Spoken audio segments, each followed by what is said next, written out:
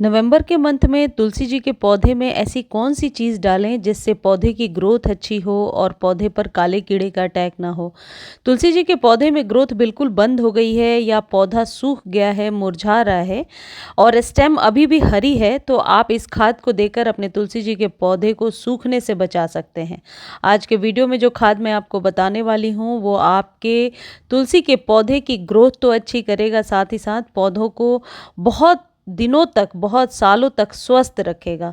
ये इस खाद के लगातार प्रयोग से आप अपने तुलसी के पौधे को काले कीड़े से बचा सकते हैं और पौधे की ग्रोथ अच्छी ले सकते हैं। अपने तुलसी जी के पौधे को मरने से बचा सकते हैं। पहली चीज़ ये है कि जब आप के तुलसी जी के पौधे में इस तरीके की मंजरियाँ निकल गई हैं और ये नीले नीले तुलसी जी के फूल हैं जो मंजरियों से निकले हैं, आपके भी गार्डन में ऐसा हो रहा है तो इनको हटाना ही सही होता है, क्योंकि ये मंजरियां जब पकना शुरू हो जाती हैं तो ये बीज के रूप में तब्दील हो जाती हैं और यही तुलसी जी के बीज हैं जिन्हें आप यदि मिट्टी में डालोगे तो वापस से ये रीग्रो हो जाएंगे। तुलसी के पौधे में इस तरीके की यदि मंजरियां निकल रही हैं तो आप जहां से मैं अभी दिखा रही हूं स्टेम को वहां से कट कर दीजिए। कट करने के दो तीन फायदे एक साथ हो जाएंगे कि तुलसी का पौधा वहाँ से नई ब्रांच निकालेगा और पौधा बुशी हो जाएगा। दूसरी चीज़ ये है कि सर्दियों में अक्सर तुलसी जी के पौधे में ज़्यादा पानी देने से मिट्टी बहुत ज़्यादा सौगी हो जाती है, तो तुलसी जी के पौधे को उनकी सॉइल को नेचुरली मॉइस्ट कैसे रखना है ये पिछले वीडियो में आपको बताया था। और इसमें जो ऊपर ऊपर ये पत्तियाँ सी आपको दिख रही हैं, ये मैंने उस वीडियो में बताया था आपको कि मल्चिंग किस तरीके से करनी है, तो उसका लिंक डिस्क्रिप्शन में दे दूंगी, आप जाकर के देख लेना। वो भी एक तरीका है मल्चिंग जो पिछले वीडियो में आपको बता चुकी हूँ, इसलिए इस वीडियो में एक्सप्लेन नहीं कर रही। तो तुलसी जी के पौधे में सर्दियों में आप 2 या 3 दिन के गैप पर पानी दीजिए और जब भी पानी दीजिए बहुत नॉर्मल वाटर हो, ज़्यादा चिल्ड वाटर यानी कि जैसे रात भर का रखा हुआ पानी अगले दिन ना दें। सर्दियों में हम अपने आप को भी बचा कर रखते हैं, वैसे ही तुलसी जी के पौधे पर आपने देखा होगा धार्मिक मान्यता है कि रेड चुन्नी हम लोग उड़ा कर रखते हैं। उसके पीछे ये भी एक रीज़न है कि इससे तुलसी के पौधे को बचाव होता है, यानी कि जब ओस की बूंदें ज़्यादा पड़ती हैं और सर्दियाँ ज़्यादा पड़ रही हैं तो तुलसी जी को बचाना ज़रूरी रहता है। अब यदि खाद की बात करें तो देखिए ये है चाय पत्ती। यूज्ड टी लीफ ना लेकर के आप फ्रेश टी लीफ ले लीजिए, सिर्फ हाफ स्पून, आधे चम्मच।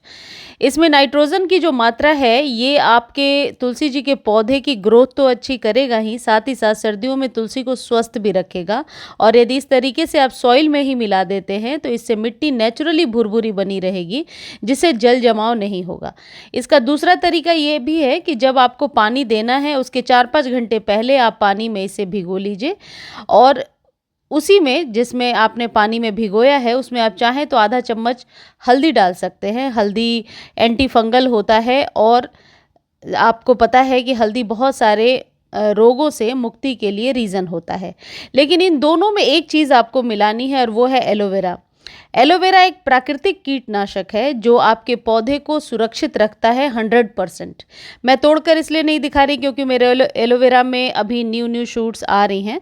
आप इतनी बड़ी पत्ती ले लीजिए और हल्दी, चाय पत्ती और एलोवेरा को मिक्स करके या तो आप 4-5 घंटे ऐसे ही मिलाकर घोल कर रख दीजिए या फिर आप चाहें तो मिक्सर में पीस सकते हैं। पीसने के बाद छानने की ज़रूरत नहीं है। मान लीजिए 1 ग्लास मिक्सचर तैयार होता है तो उसमें 1 ग्लास नॉर्मल वाटर मिला लीजिए और अपने तुलसी के पौधे को दे दीजिए।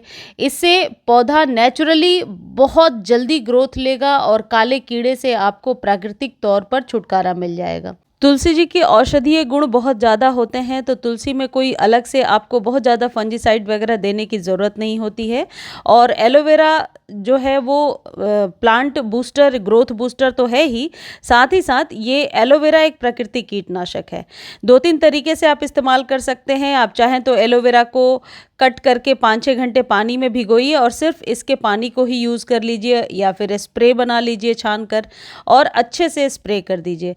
हल्दी और चाय पत्ती के साथ मिलाते हैं तो ये एक बहुत ही मजबूत, आप कह सकते हैं, फर्टिलाइज़र के साथ साथ फंजीसाइड की तरह भी काम करेगा। अपने तुलसी जी के पौधे को आप अभी सर्दियों में ओपन में रखिए, पूरे दिन के सनलाइट में रखिए। सनलाइट बहुत ज़रूरी होगा सर्दियों में। और पानी जैसा मैंने बताया आप वीक में 1 या 2 बार दीजिए। पानी ज़्यादा देने से पौधे की जो जड़ें हैं वो सड़ने लगेंगी। अब बात यह है कि यदि तुलसी जी में मंजरियाँ निकल आई हैं तो आप क्या करेंगे? देखिए, कई लोग कहते हैं कि तुलसी जी को सीज़र से नहीं काटना चाहिए, लेकिन स्टेम कट करनी है तो वो हाथों से तो कटेगा नहीं, सीज़र का इस्तेमाल तो करना पड़ेगा। उसके पहले आप हाथ जोड़कर माफ़ी मांग लीजिए, तभी आप तुलसी जी में कैंची लगाइए और इन मंजरियों को आप 1-2 इंच नीचे से, जहाँ से मैं आपको दिखा रही हूँ, यहाँ से कट कर दीजिए। और यहाँ से जब आप कट करेंगे और इसके बाद जो अभी खाद बताया वो दे देंगे, तो आप देखेंगे 4-5 दिनों में ही न्यू ग्रोथ यहाँ से शुरू हो गई है। पौधे को बुशी बनाने का भी एक ये तरीका है। अब कई लोग पूछ रहे थे कि इन मंजरियों का क्या करें? मैं तो ये करती हूँ कि मंजरियों को वापस मैं मिट्टी में ही डाल देती हूँ, जिससे कि इधर उधर पैर भी नहीं लगता और कहीं इसको फेंक भी नहीं सकते। तो और कोई तरीका पता हो तो प्लीज़ आप लोग कमेंट सेक्शन में ज़रूर शेयर कीजिए।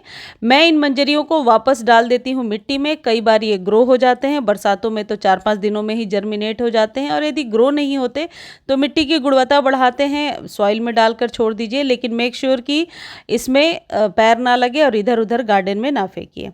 अब मेरे एक व्यूअर का क्वेश्चन है कि मंदिर में जो लगे होते हैं पौधे तुलसी जी के, उनमें तो लगातार लोग पानी डालते हैं। देखिए, यदि पौधा ज़मीन में लगा है तो कोई दिक्कत नहीं है, वो पौधा ख़राब भी नहीं होगा, लेकिन यदि गमले में पौधा लगा हुआ है तो फिर आपको पानी कम डालना होगा, या तो एक नोट लिख करके वहाँ चिपका दीजिए कि तुलसी जी में अभी सर्दियों में जल नहीं देना है, और बाकी जो जैसे खाद पानी मैंने आपको बताया वैसे देते रहिए तो तुलसी जी स्वस्थ रहेंगी।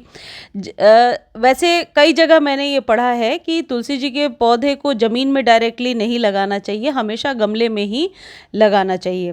तुलसी जी के पौधे पर सर्दियों में वीक में एक बार ये हल्दी वाले पानी का आप स्प्रे करेंगे तो काले कीड़े से निश्चित तौर पर आपको छुटकारा मिल जाएगा।